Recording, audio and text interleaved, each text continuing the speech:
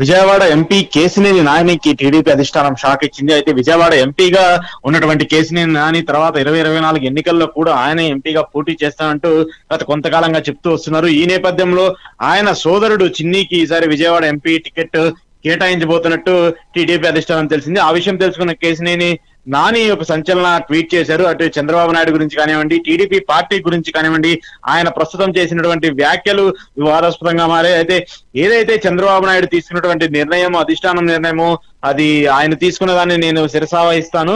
నా రాజకీయ భవిష్యత్తును విజయవాడ ప్రజలే నిర్ణయిస్తారు. నేను ఎటువైపు అడుగులు వేయాలి, నా తదుపరి ప్రయాణం ఎవరి వైపు అనేది ప్రజలే నిర్ణయిస్తారంటూ కూడా కేసినేని నాని ఒక సంచలన ప్రకటన చేశారు. ఇదే నేపథ్యంలో హిట్లర్ గతంలో కూడా ఆయన పరిపాలన అందరూ వ్యతిరేకించారు. కానీ రియాలిటీగా ఉన్నటువంటి రోజుల్లో ఇప్పుడు ప్రస్తుతం ఉన్నటువంటి రోజులు చూస్తే అసలైన నిజాయితీ, అసలైన వ్యక్తిత్వం అంటే ఏంటో కూడా తెలుస్తుందంటూ కూడా కేసినేని నాని తెలిపారు.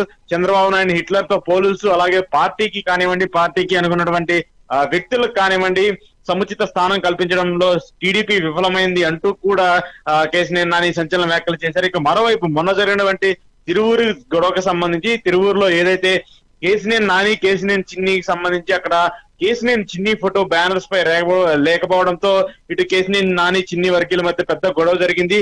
దాదాపు పార్టీ ఆఫీస్ కానివ్వండి, ఆ ప్రాంగణం మొత్తం కూడా కొంత గందరగోళ పరిస్థితి నెలకొన్న పరిస్థితిని మనం చూసాం. ఈ నేపథ్యంలోనే ఆ తర్వాత డైరెక్ట్ గానే పార్టీ అధిష్టానం నుంచి కొన్ని ఇన్పుట్స్ పార్టీ నేతలకు వచ్చినట్టు తెలుస్తుంది. నెక్స్ట్ కొత్త విజయవాడ ఎంపీ అభ్యర్థిగా కేసినేని చిన్ని ఉండబోతున్నారు. దానికోసము ఆయనకి ఎక్కువ ప్రియారిటీ ఇవ్వాలి.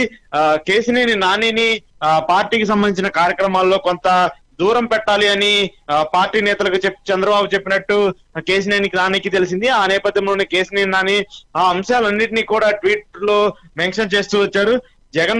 జగన్మోహన్ రెడ్డి ప్రభుత్వం పైన, అలాగే చంద్రబాబు నాయుడు అరెస్ట్ పైన కూడా చాలా సార్లు కేసినేని నాని డైరెక్ట్ గా మాట్లాడుతూ వచ్చారు. ఆయన ఎప్పటికప్పుడు ఇటు ప్రభుత్వాన్ని కానివ్వండి, ఇటు టీడీపీలో ఉన్నటువంటి కొంతమంది వ్యక్తులను కానివ్వండి, ఆయన కొన్ని ఇబ్బందులు పెడుతూ వస్తున్నారని చెప్పేసి కూడా చాలా సార్లు చెప్పారు. ఈ నేపథ్యంలోనే కేసినేని చిన్నీకి విజయవాడ ఎంపీ టికెట్ ఇవ్వడంపై ఆయన వర్గీయులు కానివ్వండి, కేసినేని నాని కానివ్వండి అసంతృప్తిగా ఉన్నట్టు తెలుస్తుంది. ఆయన తదుపరి కార్యాచరణ ఎలా ఉండబోతుంది, రాజకీయాల్లో కంటిన్యూ అవుతారా, లేదంటే ఏరే పార్టీలోకి వెళ్ళి ఈసారి మళ్ళీ విజయవాడ ఎంపీగానే పోటీ చేస్తారనేది మాత్రము కొంత సస్పెన్స్ గా ఉన్న పరిస్థితి కనబడుతుంది. ఈ నేపథ్యంలో వీళ్ళిద్దరి మధ్య ఎలాంటి సన్నిహిత్యం ఉండబోతుంది, ఎందుకంటే విజయవాడలో కేసినేని నానికి ఒక బలమైన కేడర్ ఉంది. ఆయన ఎంపీగా కానివ్వండి, గతంలో ఏదైతే పోటీ చేసినటువంటి స్థానాల్లో ఆయనకి మంచి బలమైన కేడర్, బలమైన ఓట్ బ్యాంక్ ఉంది.